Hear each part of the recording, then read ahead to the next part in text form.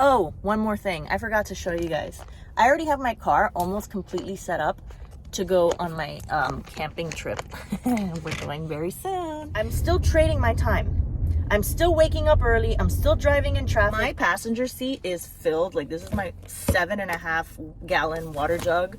My purse is down there, sorry. I got a hat. I got stuff down there that you can't see. There's a box filled with things. I got kitchen stuff in here.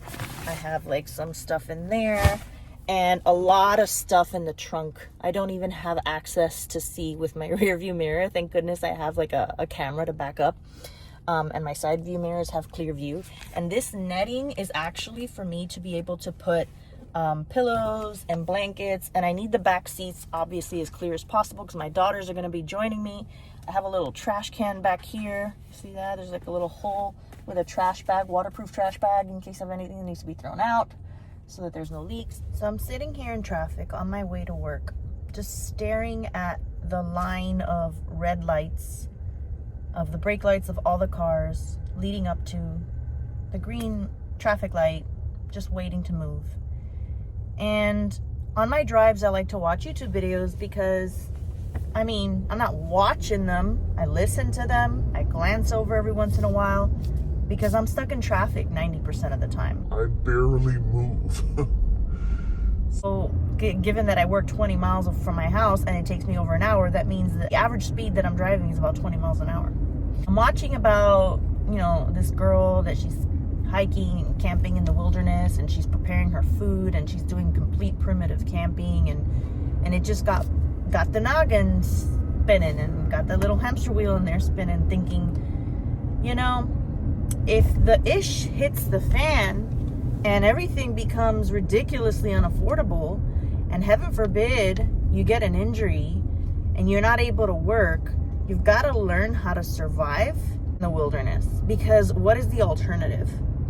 Homelessness on the street? I understand that to be in the wilderness, you need basic essentials, but homeless people collect things in shopping carts and have their basic essentials. And just because all of a sudden you can't work and you can't pay your mortgage doesn't mean that you can't keep certain things. For instance, if your car is paid off, you can keep your car. How would you be able to pay to get things fixed? And just because you lose your job in what you're doing doesn't mean you can't do anything at all. There's got to be something that you can do, you know, even if it's something that pays significantly less. But we're here in this concrete jungle, and I'm here staring at the backs of cars that are holding onto their brake. All I see is a sea of red. And I'm thinking about how we evolved to get here, and how originally people lived in farms and had their own land, and they had to wake up at the crack of dawn and milk their own cows and pick up the eggs from their own chickens and work on their fields. And the women had to sew their clothing and, you know, wash their clothing manually and prepare the meals. And it was very primitive living. You basically worked a lot to survive. You need shelter, you need food, and you need to maintain your area where you live, your estate, your house, your cabin, whatever it is. And that was traded in the industrial era for factory work. People would live in cities and work in factories for hours and hours and hours on end to earn money so that they didn't have to milk their own cows. They could just buy a jug of milk. So they didn't have to go out and pick their chickens' eggs. They could just buy, you know, a dozen eggs at the grocery store. So they didn't have to, et cetera, right? So all the manual physical labor that used to be done creatively, meaning you did it, it was your labor, it was your creation, it was your land, you now swapped it for non-creative, productive work that was compensated with money, gold nuggets, coins, cash, whatever, and that money could buy you the things that you used to make. So instead of making an apple pie from scratch on a fire using like an iron, you know, pie cooker sort of device, which was very primitive, you could just go to the grocery store and buy an apple pie. But at what cost? At what expense? Does this really buy you more happiness? I'm still trading my time. I'm still waking up early. I'm still driving in traffic. I'm still going to a job.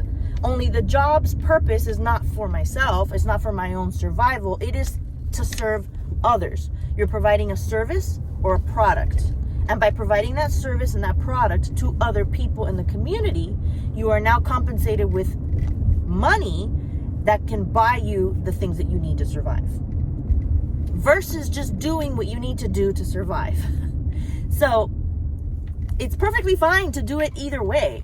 But notice that one way is soul crushing to the creative person, to the creative mind. Because why, if you have a full-time job and you have a house and you have a car, why on God's green earth would you want to spend a fortune to go out into the wilderness and practice living like a homeless person? Like those little camping, funny, cute decorations say, camping where you spend a fortune to live like a homeless person. Ha ha ha. Why are we so fascinated by this? Why do we enjoy it? I'll tell you why. Because it is creative. It is, if you're a creative person, it is something that brings you joy to make with your own hands the thing that's going to sustain you. To put together your own tent, knowing where you're going to sleep. You made your bed. To prepare your meal. And then when you're done, you have a place to sleep. You have food to eat. Now what do? You relax. You sit back in nature and you enjoy the backyard that God gave you, the living room that God gave you, the sunset, the sunrise, the sound of the birds, the view of wherever you are, whether it be an ocean or a mountain or a marsh or wherever you are.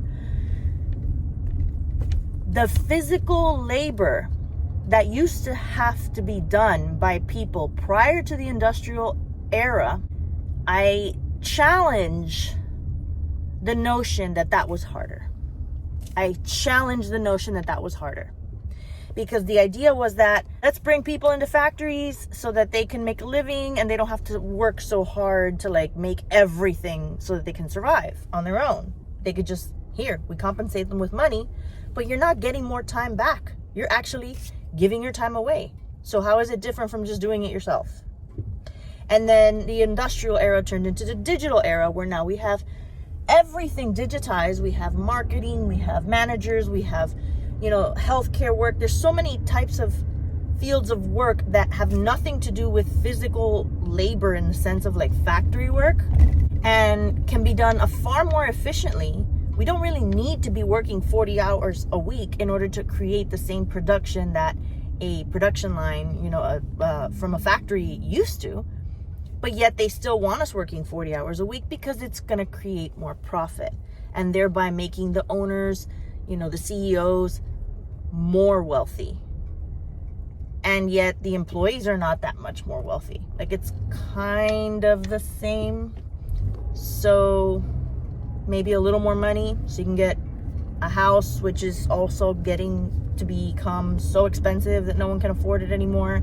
To get a car used to be $800, $1,000 in the 70s, and now you're looking at cars that cost as much as what a house used to cost in the 70s. There are people who are alive right now who have seen the difference. There are people alive right now who bought a house for $70,000 that is now worth $1 million.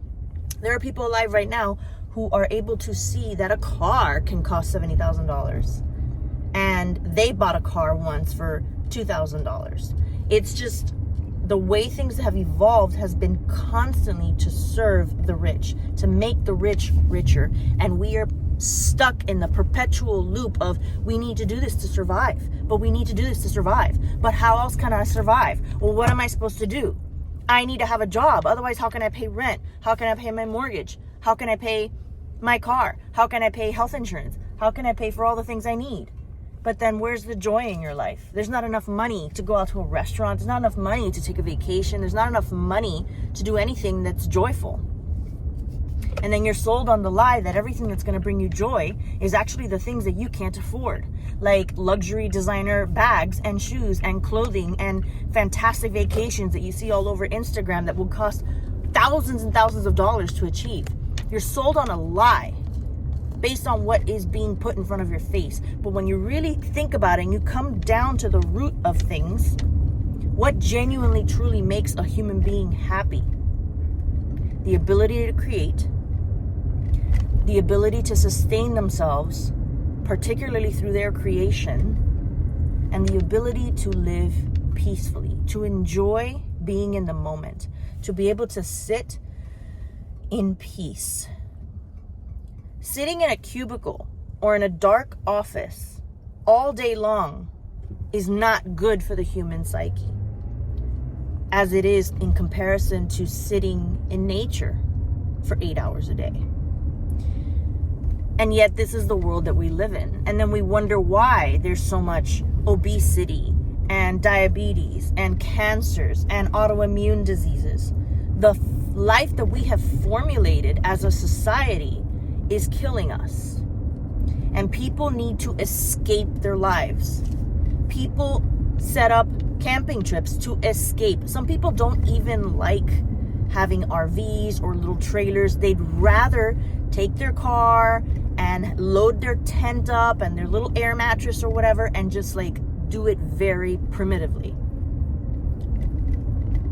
It's also less expensive, which is what I plan to do because it's what I can afford. But it's difficult when it's really hot, when you live in the South, when you don't live in an area that gets a lot of cold weather. So to do it over the course of the summer, it's very unpleasant. The heat is unbearable at night. That's the thing. We've become so accustomed also to sleeping with air conditioning, which that one for me is going to be hard to give up. So for summer camping, I'd rather have some sort of RV or something that has air conditioning, or just skip it altogether and just do like hikes for a day, in the local my national park, the Everglades, and, go back home to my air conditioned house, in the meantime. But all this to come to the point of saying, here I am spending an hour and change, 2 hours nearly, because I had to drop my kids off at school, and driving through a concrete jungle to go make my money, to be able to pay for the vehicle that I'm driving, to be able to pay for the house that I live in and the food that I eat every day and my kids. And it's mostly necessary if you have kids. And I'm understanding now more and more why young people don't want to have kids. Because now you're responsible not just for yourself, but for another life. And it is not socially acceptable to live a life that isn't going with the social norms, going with the tradition. You need to have a house, you need to have a home, you need to have a crib, you need to have a changing table, you need to have disposable diapers, you need to have formula, you need to have bottles. The notion of living primitively with a baby sounds criminal, and you might go to jail for that. So there are a lot of people who are terrified of having children because they're terrified that they're not going to be able to afford continuing, to work full time to sustain themselves and a child. It's becoming very difficult to just sustain yourself. And I have children, but my children are getting big. They're getting older. In about 5-6 years, my youngest will already be entering college. And so that's not a whole lot of time to wait, considering that I've been working for 22 years.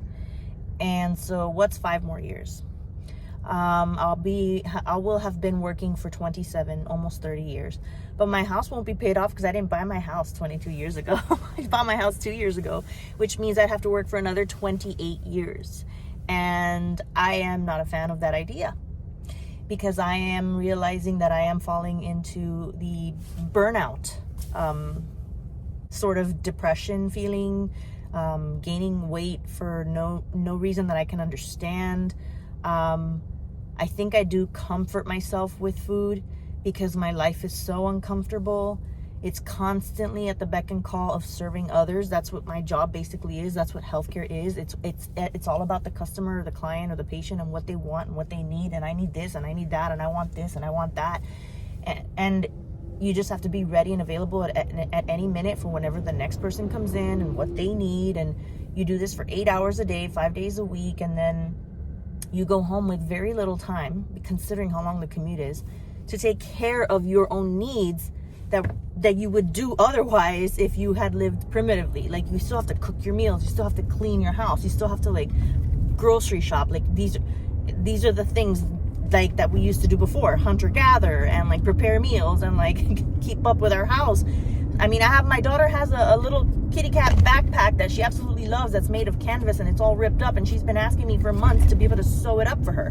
Can I sew? Yes, absolutely. I can sew, I can knit, I can cook, I can bake. I'm as domesticated as they come. I know how to do everything, but do I have the time and energy? No, not always. And I feel guilty. I need to be doing this stuff. I need to fix that kitty cat backpack that she really likes, and yet I'm too tired because of my job and because of my stress of my daily life and just managing bills and all that, and then watching it slowly sink, inching away, where if the expenses keep creeping up like this, slowly but surely, but your annual raises are not keeping up with that, you're slowly but surely getting poorer and poorer.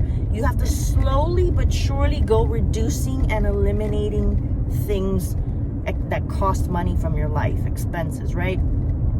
Hopefully I can pay off my car before all of this and keep driving it for another 10, 20 years until the wheels fall off. Hopefully, I have a couple years left before my hurricane impact windows are paid off. But if push comes to shove and I cannot keep my house because taxes are going up, insurance rates are going up, and I have to sell, I mean, can you imagine if federal interest rates are still so high that sales and purchases of housing, the housing market right now, realtors and loan officers are dead broke. They are struggling. They were winning just a couple years ago. They were winning. They were killing it, banking, making so much money. I hope they were wise, and I hope they saved and invested and didn't just live lavishly, because look at where they are right now. The economy is constantly changing. Things can change from 1 minute to the next. So just because I have a job today, just because I'm physically healthy today, mentally healthy-ish, have a functioning vehicle that I'm able to pay for or replace, heaven forbid something should happen to it, and have a house to go home to. Just because I have these things today doesn't mean that I'm going to have them tomorrow. So you have to always have in the back of your mind some sort of backup plan, and know that you have the survival instinct and the grit and determination to be able to figure out a way to live and sustain yourself comfortably. And ironically enough, even though camping is a form of vacationing, it's also a form of understanding necessary primitive skills for survival. Learning how to make a fire, learning how to put out a fire, learning how to cook food on a fire. The only thing that's left is learning how to hunt. Fishing isn't all that difficult. Eventually you'll catch something. Learning how to sleep in the woods, learning how to keep yourself safe, like all these things, learning how to be comfortable with the uncomfortable, with insects, mosquitoes, with the possibility of bears or panthers or gators. Learning where to keep your trash, learning where to keep your food. If you have toilets and showers and bathrooms accessible, that's not that primitive. That's fine. You can start with one little thing at a time. Have your showers, have your toilets, but eventually at some point, heaven forbid, you have to go and live off grid because the economy is absolutely crashing, and we're going to be reverting back to the way things were during the Great Depression, where people were literally living in the woods. I have seen black and white photos of people with their suits. A man with his suit. He's wearing his vest and his pants, and he's sitting outside, and his jacket, his coat, the jacket of his suit is hung up on like a tree branch, and they're living in the woods with a pot or a kettle over a fire, making their food, living out of wagons is what they, like they didn't really have fancy vehicles so much like how they did, but there were still people with wagons and and horses. So you don't know what's going to happen, and you don't know at what length you're going to have to become adapted to the new normal. I think it's good to know how to shoot, even if you never need to do it. I think it's good to know how to fish, even if you never need to do it. I think it's good to know how to build a fire, even if you never need to do it. I think it's good to know how to properly go to the bathroom in the woods and bury it so that a bear doesn't come after the scent and try to kill you in your sleep. There's a lot of things that are primitive that I think men and women should know. Men love to do it. Some men, maybe not all men, because that primitive nature, it feels natural, it feels masculine, it feels productive, it feels creative. And once again, back to the point of the story, being a creative person, living in the concrete jungle, in the rat race of just go to work and produce something for someone else so that you can be compensated with cash, so that you can then purchase what you need, so you can then live in a concrete space and spend your free time there because you can't afford to do anything else, is crushing to the creative soul. So this is why we go camping. This is why we go hiking. This is why we want to be in nature. And not everybody can understand that, but there are a lot of people out there who can understand it. And I'm going to wrap up this video because I got to get to work. I'll see you guys in the next one. Bye.